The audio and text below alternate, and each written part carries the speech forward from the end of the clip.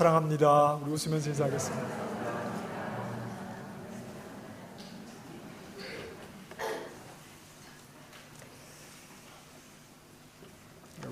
로마서 5장 19절 말씀에 보면 이런 말씀이 있습니다. 한 사람이 순종하지 아니함으로 많은 사람이 죄인 된 것 같이 한 사람이 순종하심으로 많은 사람이 의인 되리라. 한 사람에 의해서 모든 사람의 운명이 결정지어지지요. 이것이 인류의 존재 방식입니다. 한 사람에 의해서 모든 사람의 운명이 결정지어지는 것, 이것이 이 땅을 살아가는 모든 사람들의 살아가는 방법. 우리는 그냥 눈앞에 보이는 것, 그리고 내 주변의 것, 그것이 나의 전부라고 생각을 하겠지만, 그러나 우리를 지으신 하나님 앞에서 이 세상은, 이 모든 인류, 모든 우리 사람들은 한 사람에 의해서 운명이 결정지어지는 것, 이것이 우리가 살아가는 방식입니다. 자, 많은 사람이 죄인 되게 한 순종하지 아니한 사람, 그 사람은 누굽니까? 혹시 아십니까? 누굽니까? 대답하시겠습니다. 시작. 네.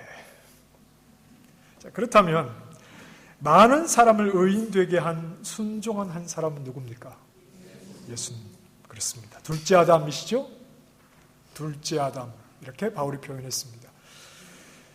세상의 모든 사람은 자기 존재를 무엇으로 확인하느냐 하면 내가 누구에게 속했느냐, 이것으로 내가 누구냐를 말해야 하는 겁니다. 내가 누구에게 속했느냐, 이것을 가지고 내가 누구냐를 말해야 합니다. 사람은 자기 자신에게 충실합니다. 자기 일에 충실하죠. 그리고 그것을 가지고 내가 누구인가를 말하려고 합니다. 자신을 증명해내려고 합니다. 그런데 내가 누구인가 하는 것에 대한 정확한 해답은 나에게서 나오지 않습니다. 나는 열심히 살고 부지런히 살고 그것을 가지고 내가 누구인가를 증명하고 싶지만 그것이 그로는 부족하다. 그것이 아니라 나는 어떤 사람에게 속해 있느냐, 나를 소유한 그 사람이 누구냐, 거기에서 내가 누구이냐를 말하게 되는 겁니다. 내가 예수님을 믿는다. 예수님을 믿는다는 말은 나는 더 이상 첫째 아담에게 속한 사람이 아니다 하는 말입니다. 둘째 아담 예수님에게 속한 사람이다 하는 것이죠. 하나님의 은혜로, 오직 은혜로 내가 누구에게 속해 있느냐 하는 것에 나는 둘째 아담에게 속한 사람입니다. 내가 속한 그분을 가지고 나를 말하겠습니다. 이것이 바로 예수님을 믿는다 하는 말씀의 의미겠죠. 자, 그 표시로 오늘 이 세례를 받으신 겁니다. 세례를 받으심으로 나의 소속이 분명해지신 겁니다. 예전에는 첫째 아담이 속했던 자인데 이제 예수 그리스도, 특별히 이 세례식을 통해서 예수 그리스도께 접붙인 자, 예수 그리스도께 소속된 자, 예수 그리스도의 사람으로 살아가겠습니다. 예수님으로부터 모든 것을 얻겠습니다. 그리고 예수님 밖에서는 나를 말하지 않겠습니다. 그 의미가 바로 오늘 세례를 받은 의미입니다. 이렇게 한 사람에 의해서 모든 사람의 운명이 결정지어지는 원리는 오늘 본문에서도 나타납니다. 오늘 우리가 레위기 4장 말씀의 한 부분을 읽었는데, 오늘 레위기 4장 말씀은 속죄의 제사에 대한 말씀입니다. 아마 이 레위기 말씀을 처음으로 대하는 분들도 이 가운데 계실 수도 있을 텐데 내용들이 매우 생소합니다. 속죄의 제사에서 우리가 좀 다른 제사와 구별해서 생각해야 하는 부분은 희생 제물로 드린 그 짐승이 흘린 피, 바로 제사한 자를 대신한 짐승이 흘린 피를 어떻게 처리하느냐, 이것이 다른 제사와는 그 내용이 조금 다릅니다. 앞서서 소개되었던 제물 짐승을 잡아서 드렸던, 피를 흘려드렸던 번제라든지, 그리고 화목제는 제단 사방에 뿌립니다. 이 제단이라고 하는 것은 제가 이제 다음 시간에는 좀 그림을 여러분들에게 보여드릴 텐데, 지나치게 성막이라고 하는 그림 그 자체에 집중할 필요는 없을 것 같아요. 그래서 어떤 분들은 막 성막을 금으로도 만들고 그것도 막 재현하고 그렇게 하는데, 중요한 것은 그 의미이지 그 성막 자체를 재현하는 것은 그게 중요하지 않다, 저는 그렇게 생각을 하고요. 그래서 정말 집중해야 하는데 집중을 해야 되지 그 그림에 지나치게 집중할 필요는 없겠다 싶은데, 제가 다음에는 이 그림을 조금 설명을 해드립니다. 자, 이 번제나 화목제의 제물이 흘린 피는 어디에다 뿌리느냐 하면 그 제단에다가 뿌립니다. 제단은 제물을 태우는 단입니다. 그 제단에다가 제단 사방에 뿌리는데, 여러분 한번 상식적으로 생각해 보십시오. 혹시 성막에 대한 그림이 없더라도 제물을 태우는데 이것을 밖에서 태우겠습니까? 안에서 태우겠습니까? 밖에서 태웁니다. 밖에서. 죄송합니다.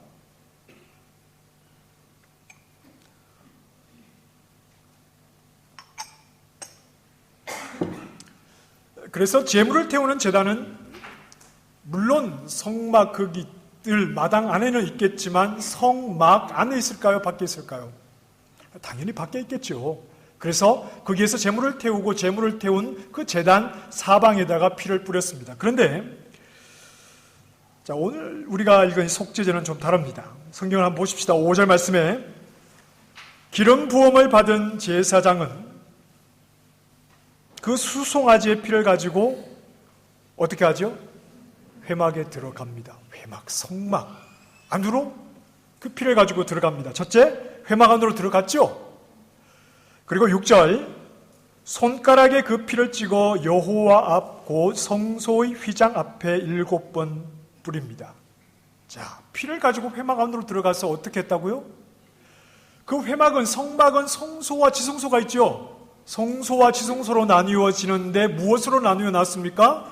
이 커튼으로, 휘장으로 나뉘어졌습니다. 그런데 그곳까지, 휘장 앞에까지 가서 그 피를 휘장에 뿌리죠. 그래서 휘장에 직접 뿌렸다고 하기도 하고, 아니면 휘장 바로 앞에 밑에 뿌렸다, 이렇게 보기도 합니다. 자, 휘장에 피를 뿌렸습니다. 7절 말씀에 여전히 회막 안에서 향단불에 바릅니다. 회막 안에는 떡을 진설하는 진설대가 있고, 또 금으로 만든 촛대, 등잔대가 북쪽과 남쪽에 있습니다. 그림을 보여드리면 쉬운데, 그리고 성소와 지성소를 가로막고 있는 휘장 바로 앞에 뭐가 있냐 하면 분향, 향을 피우는 단이 있습니다. 그 분향단은 끝이 좀 뾰족하게 뿔처럼 솟았는데 그것을 가리켜서 향단의 뿌리다, 이렇게 표현합니다. 그래서 그 피를 그 뾰족한 곳에다가 발랐다 하는 겁니다. 그리고 피가 남은 것은 어떻게 하죠? 남은 피는 가지고 다시 나와서 번제단 아래에 다 쏟아 부었다. 이것이 속죄의 제사를 드릴 때 그 피를 처리하는 방법입니다. 자, 그런데 누가 죄를 범했을 때 이렇게 처리를 하라고 말씀을 하시는 겁니까? 오늘 3절 말씀에 보면 기름 부음을 받은 제사장, 기름 부음을 받은 제사장이 죄를 범했을 경우에 그 피를 가지고 회막 안으로 들어가서 피를 뿌리고 피를 바르고 나머지는 제단 아래에 부어버려라, 이렇게 말씀을 합니다. 자, 그런데 우리가 이 레위기 4장 말씀을 읽지는 않았습니다만 이와 동일한 방법으로 제물을 잡아 피를 처리해야 하는 사람이 있습니다. 자, 여러분 16절 말씀을 한번 가보십시다. 4장 16절 말씀에 보면 첫째, 피를 가지고 회막 안으로 들어가지요. 자, 여러분 성경 보셔야 됩니다. 16절 말씀에 피를 가지고 회막 안으로 역시 들어가지요. 그리고 17절에 보면 둘째, 휘장에 피를 뿌리죠. 그리고 세 번째, 회막 안 여호와 앞에 있는 단, 이 제단, 향을 피우는 단을 말합니다. 뿔들에 동일하게 바르고 나머지는 가지고 나와서 번제단 밑에 쏟아 버립니다. 똑같습니다.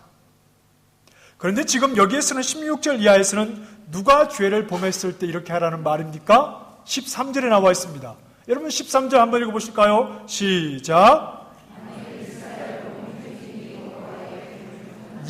만일 이스라엘 온 회중이 백성 전체가 하나님 앞에 죄를 범했다면 이런 방식으로 제물을 잡아 피를 이렇게 처리를 해야 한다 하는 내용입니다. 자, 그럼 한번 생각해 보십시다.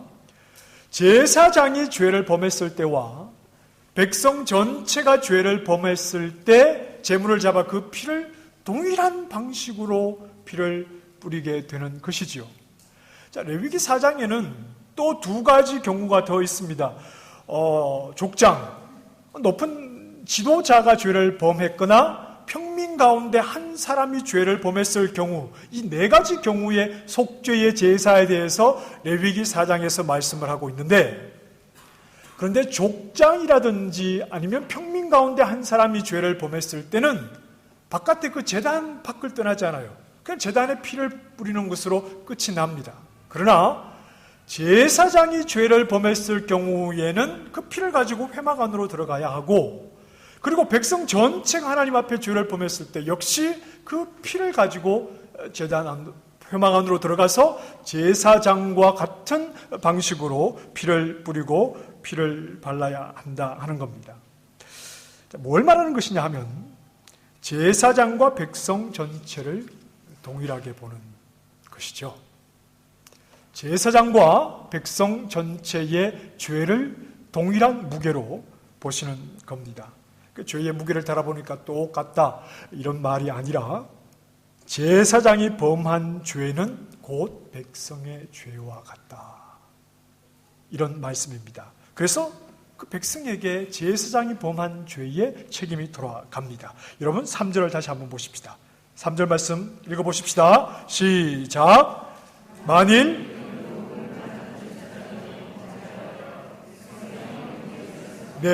거기까지요. 만일 기름 부음을 받은 제사장이 범죄하여 누구의 허물이 되었다고요? 이게 무슨 말씀입니까? 제사장이 죄를 범해서 백성에게 그 죄의 벌이 돌아간다면 이런 말입니다. 제사장이 죄를 범해서 백성에게 죄 지은 재앙이 돌아가거든 빨리 하나님 앞에 나아가 속죄의 제사를 드려야 한다 이런 말씀입니다. 제사장의 죄 때문에 백성이 벌을 받는다는 것은 제사장의 죄 때문에 백성이 벌을 받는다는 것은 제사장 한 사람에 의해서 백성의 운명이 결정이 된다 이런 말입니다. 그는 기름 부음을 받은 제사장입니다. 성경에 보면 아론과 아론의 아들들에게 기름을 붓습니다. 그러니 기름 부음을 받은 제사장이라고 하면 모든 제사장이 여기에 다 포함이 된다 이렇게 볼 수 있겠죠. 하지만 대부분의 주석가들은 기름 부음을 받은 제사장은 대제사장을 가리킨다 이렇게 봅니다. 여러분 제사장이 하는 일이 뭡니까? 제사장은 하나님 편에서 백성에게 오는 사람입니까? 백성 편에서 하나님께로 나아가는 사람입니까? 백성 편에서 하나님께 나아가는 겁니다. 그러면 백성 편에서 하나님께 나아가서 무엇을 하는 어떤 일을 하죠? 범죄한 백성의 편에서 피를 가지고 생명을 가지고 그들을 대신한 생명을 가지고 하나님으로부터 죄의 용서함을 받아서 백성들에게 죄의 용서를 선언해 주는 역할이 바로 이 제사장들이 하는 일입니다. 특별히 대제사장 아론이 하는 일이 뭐죠? 대제사장이 하는 일이 뭡니까? 대제사장은 1년에 한 차례 속죄일이 되었을 때 백성을 모든 죄를 대신해서 하나님 앞에 그때는 지성소로 들어가죠. 들어가서 하나님 앞에 생명의 피를 드리고 백성들의 죄사함을 선언해 주는 이런 역할, 범죄한 백성들에게 죄사함을 선언해 주는 역할이 바로 제사장이 하는 일입니다. 죄인들이 하나님 앞에서 죽지 않고 살아가도록 유일한 역할을 하는 사람들이 바로 제사장이다 하는 겁니다. 우리가 이제 레위기 말씀을 보면 계속 나타나겠지만 하나님 앞에서 하나님의 백성이지만 이스라엘은 스스로 거룩한 것을 전혀 가지지 못해요. 하나님의 백성이지만 그들은 거룩하신 하나님 앞에서 모든 것이 죄로 드러납니다. 그래서 어떤 내용까지 있느냐 하면 출산조차도 부정한 것으로 드러납니다. 그래서 여인이 아들을 낳을 경우에 7일 동안 부정해야 합니다. 딸을 낳을 경우에 한 달 동안 부정해야 합니다. 다윗이 어떤 고백을 합니까? 내가 죄악 중에 출생하였으며 어머니가 죄 중에서 나를 잉태하였습니다. 이런 고백은 어떤 좀 뭔가 이렇게 좀 과장해서 하는 그런 문학적인 고백이 아닙니다. 내가 죄악 중에 출생하였으며 어머니가 죄 중에서 나를 잉태하였습니다. 태어나는 것부터가 죄라는 사실이. 비록 그들이 하나님의 백성이지만 그들은 거룩하신 하나님과 함께하면서 그들 가운데 모든 것 속에서 하나님 앞에 나아갈 수 없는 죄악을 발견하는데 태어나는 것 자체가 그것부터가 이미 하나님 앞에 죄라는 분명한 고백을 하게 된다. 그래서 출생부터가 하나님 앞에 죄인 것을 고백하게 되는 겁니다. 이렇게 하나님 백성은 그 자체가 죄악 덩어리입니다. 우리는 너무 하나님의 은혜를 많이 말하지요. 그러다 보니까 죄를 가볍게 생각할 때가 많아요. 그런데 성경은 끊임없이 우리의 죄악된 것을, 죄성을 고발하고 예수 그리스도의 그 피 흘리심의 의미에 대해서 더 많이 생각하기를 우리에게 여러 방법으로 말씀을 해줍니다. 하나님 백성 자체가 죄악 덩어리입니다. 그런데 만약 제사장이 죄가 있어서 요 앞에 나아가 백성의 죄사함을 드리는 그 제사를 드리지 못한다면 죄인된 백성은 아무런 소망이 없는 것이겠죠. 아론은 늘 불안했습니다. 아론은 늘 죄 가운데 있었습니다. 그래서 항상 자기 자신의 죄를 먼저 사함을 받아야만이 백성을 위해서 또한 죄를 사해 줄 수가 있었죠. 이것이 연약한 제사장의 한계였습니다. 그런 연약한 제사장을 바라보는 범죄한, 늘 죄악 가운데 거하는 백성들 또한 얼마나 불안했겠습니까? 자, 여러분 성경을 한번 찾아보십시다. 히브리서 7장으로 한번 가보십시다. 신약 성경 신약 성경 359쪽 한번 다 찾아보십시다. 뒤쪽으로 가시면 359쪽에 히브리서 7장 26절, 27절, 28절입니다.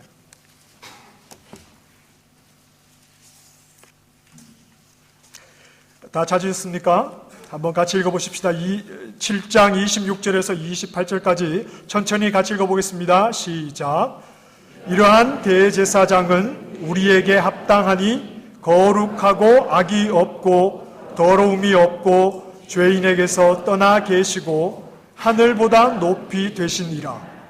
그는 저 대제사장들이 먼저 자기 죄를 위하고 다음에 백성의 죄를 위하여 날마다 제사 드리는 것과 같이 할 필요가 없으니 이는 그가 단번에 자기를 드려 이루셨음이라. 율법은 약점을 가진 사람들을 제사장으로 세웠거니와 율법 후에 하신 맹세의 말씀은 영원히 온전하게 되신 아들을 세우셨느니라. 하나님께서 하나님의 백성된 우리 교회를 위해서 세우신 대제사장은 어떤 분이십니까? 그분은 하나님의 아들이십니다. 아론을 바라보면서 범죄한 자들이 여전히 죄 가운데 있는 그 제사장들을 바라보면서 그렇게 불안할 필요가 없는 것은 하나님의 아들이신 우리의 대제사장이신 예수 그리스도, 그분의 몸을 한 번 들이심으로 모든 백성들을 죄로부터 구원해내시는 능력이 있는 분이요, 그분은 죄가 없는 분이시기 때문에 그렇다 하는 겁니다. 우리는 죄인입니다. 우리가 하나님의 은혜로 의인이 되었음에도 불구하고 우리 가운데는 늘 죄성이 있습니다. 여러분 이 사실을 고백하십니까? 우리는 죄인인데요, 뼛속까지 죄인입니다. 하나님 보시기에 선한 것이 있습니까? 없습니까? 없습니다.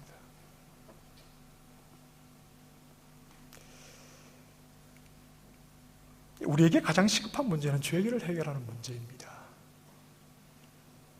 우리에게 가장 하나님 앞에서 우리에게 가장 시급한 문제는 죄를 해결하는 문제입니다. 우리는 뼛속까지 죄인, 출생부터가 죄인이거든요. 이 문제는 하나님이 세우신 대제사장이신 예수 그리스도, 그분을 통해서만 해결될 수 있고, 예수 그리스도 안에서 해결되지 못할 죄인 또한 없는 것입니다. 우리는 다른 것을 더 중요한 문제라고 생각할 수 있죠. 어떤 경제적인 문제일 수도 있습니다. 건강의 문제일 수도 있습니다. 그러나 하나님 앞에서 가장 시급한 문제는 죄 문제를 해결하는 것입니다. 여러분, 죄 문제가 해결되셨습니까?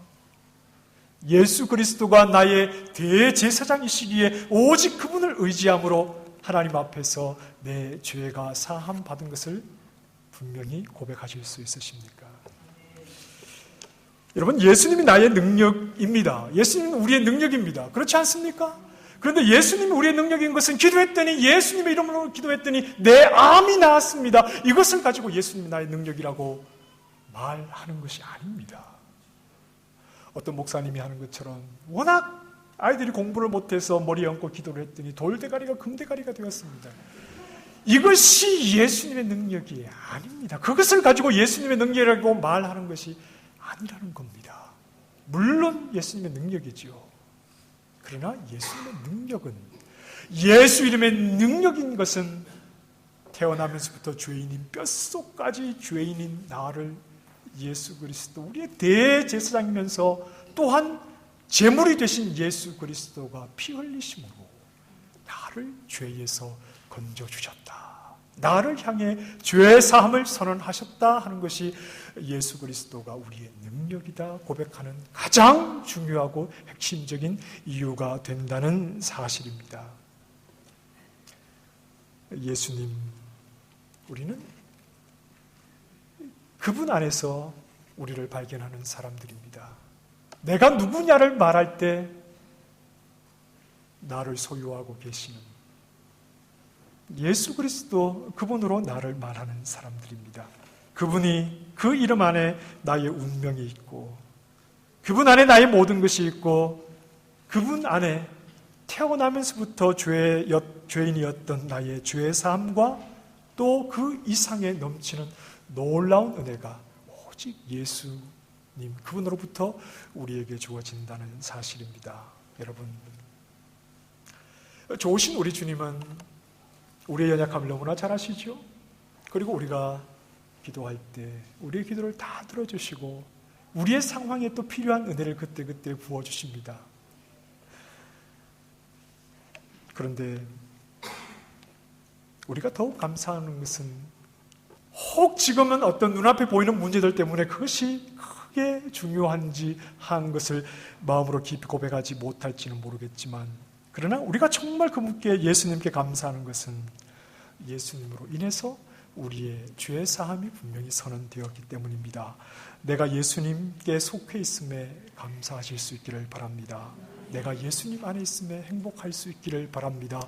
우리는 나를 가지고 나를 말하는 자가 아니라 내가 누구에게 속해 있느냐, 그분을 가지고 나를 말하는 자인 것을 분명히 아시기를 바라고, 예수님으로 나를 말하게 되었다, 이것이 변함없는 우리의 진정한 기쁨이기를 소망합니다. 기도하겠습니다.